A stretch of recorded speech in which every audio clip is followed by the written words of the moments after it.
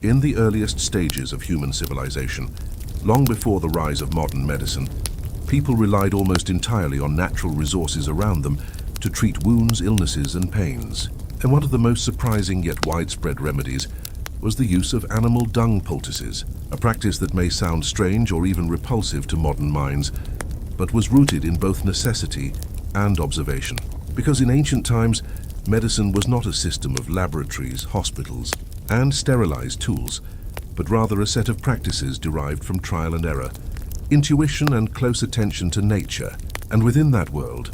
animal dung was not viewed simply as waste, but as a material with heat, texture, and chemical qualities that seemed to have therapeutic potential. And archaeological findings suggest that as far back as the Neolithic age, humans experimented with compresses made from herbs, clays, mud, and yes, the dung of domestic animals such as cows, donkeys, goats, or camels, substances that were abundant in agrarian communities and easily accessible at little or no cost, which made them attractive candidates for medical use. And when we look at early records from ancient Egypt, Mesopotamia, and early South Asian cultures, we find repeated references to dung-based remedies, where physicians or shamans would collect fresh or dried dung, mix it with other natural agents such as honey, oils, or plant extracts, and then apply it directly onto wounds, ulcers, or inflamed joints, believing that the dung's heat, smell, and natural consistency could draw out toxins or evil spirits that were thought to cause disease. And this idea of drawing out was central to ancient medicine, because many cultures imagined illness as an invading force that had to be pulled, absorbed, or expelled. So a poultice of animal dung seemed logical, because it absorbed fluids, hardened upon drying, and could cover wounds in a way that kept them shielded from dust or insects, making it a kind of natural bandage. And though we might shudder at the thought of putting manure on a cut, for ancient people, it was a matter of survival, a tool that sometimes seemed to save lives, and thus it earned a place in the long story of human medical experimentation. Across different civilizations, the use of animal dung poultices took distinct forms depending on the culture, available animals, and underlying medical philosophies. And one of the earliest and most documented uses appears in ancient Egypt, where medical papyri such as the Ebers papyrus, circa 1550 BCE, describe the application of donkey dung and gazelle dung as treatments for wounds and swelling. And although these practices were recorded by professional scribes, it is likely that ordinary villagers used similar remedies in folk medicine. And the Egyptians combined dung with honey, an antibacterial substance, which may have provided some real therapeutic benefit, while in ancient India, particularly within the Ayurvedic tradition, cow dung held a sacred role as a purifying agent, considered holy in Hindu culture, and therefore it was not only spread on floors and walls for sanitation, but also mixed with herbs to form poultices for skin diseases, boils, or inflamed areas.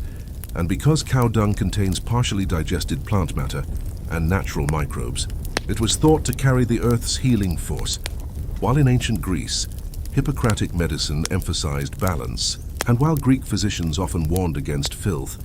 folk healers in rural communities still turned to animal dung, especially from sheep and goats, to treat abscesses or persistent skin sores. And the reasoning was that the strong odor and heat indicated a purging property, something that could expel disease. While in ancient China, dung poultices appear less in classical texts, but more in rural shamanic practices, where buffalo dung or pig dung was smeared onto wounds as part of ritual healing, often accompanied by chants to drive away evil spirits. And moving beyond the great civilizations, indigenous and tribal cultures across Africa and the Americas also used dung poultices, with cow dung applied by the Maasai of East Africa for burns or insect bites, while in parts of the Americas, buffalo dung was dried, powdered, mixed with water, and applied as a paste on sores, showing that despite wide cultural differences, many human societies arrived at the same practical idea, that animal dung,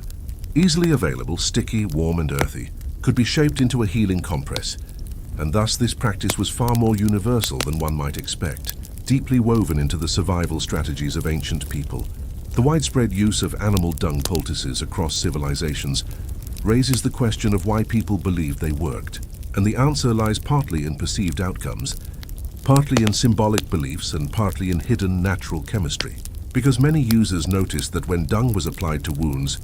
swelling sometimes decreased, heat was drawn out, and infections either healed or at least appeared to stabilize. And this gave the impression of a successful treatment, and in symbolic terms, dung was connected to life cycles, fertility, and the earth's power. So applying it could be seen as calling upon natural energy to restore balance, especially in agrarian cultures where dung already nourished crops and renewed the soil, making it logical to assume that it could also restore human bodies. And in more practical terms, dung poultices often provided moist heat, which is soothing for muscle aches and joint pain, while their sticky texture allowed herbs and oils mixed within them to stay pressed against the skin for hours, increasing their absorption, and in some cases,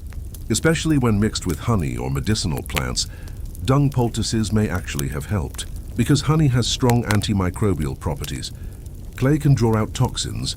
and some herbs are anti-inflammatory, so the dung acted as a carrier rather than the main medicine. And yet in other cases, dung likely made infections worse, since feces can carry dangerous bacteria like tetanus spores. But to ancient healers who had no knowledge of microbes, the successes outweighed the failures in their minds. And so dung poultices gained reputations as cures for everything from fevers, wounds, ulcers, and boils,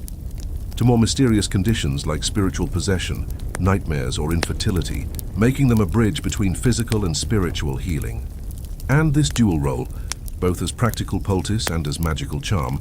helped secure their place in ancient medical traditions for millennia, showing how belief, observation, and necessity combined in shaping human medicine. As medicine advanced, particularly with the development of germ theory in the 19th century, the use of animal dung poultices began to decline rapidly, because what earlier seemed like a mysterious healer was now understood as a dangerous source of infection. And physicians like Louis Pasteur and Joseph Lister revealed that bacteria, not evil spirits or bodily imbalances, caused infections, which turned dung from a healing substance into a hazardous contaminant in the eyes of modern science. And hospitals increasingly relied on antiseptics, sterilized bandages, and eventually antibiotics to replace older poultices. But while dung disappeared from official medicine, it never fully vanished from folk traditions. And in some rural communities of India, Africa, and South America, cow dung is still occasionally used for skin ailments, burns, or even as a preventive measure against disease, reflecting deep cultural continuity. And in the modern scientific world, researchers have begun to revisit animal waste with a new perspective, not to apply it directly on wounds,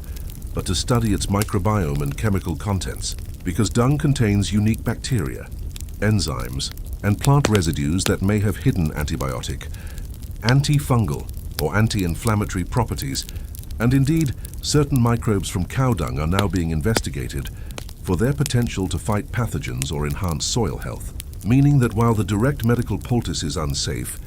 the concept of dung as a biological reservoir has not been dismissed. And in the realm of history and anthropology, dung poultices are also reinterpreted as examples of human ingenuity, illustrating how early societies stretched the boundaries of natural materials to invent cures with whatever they had at hand. And though modern readers may feel disgust, historians argue that we should see dung poultices as part of a continuum of experimentation, one step in humanity's long trial and error journey that eventually led to the sophisticated medicines we have today. So the decline of dung poultices is not a story of foolish superstition defeated by science, but rather a chapter in the complex and creative history of medicine, where even the humblest and dirtiest materials played their part in keeping human beings alive,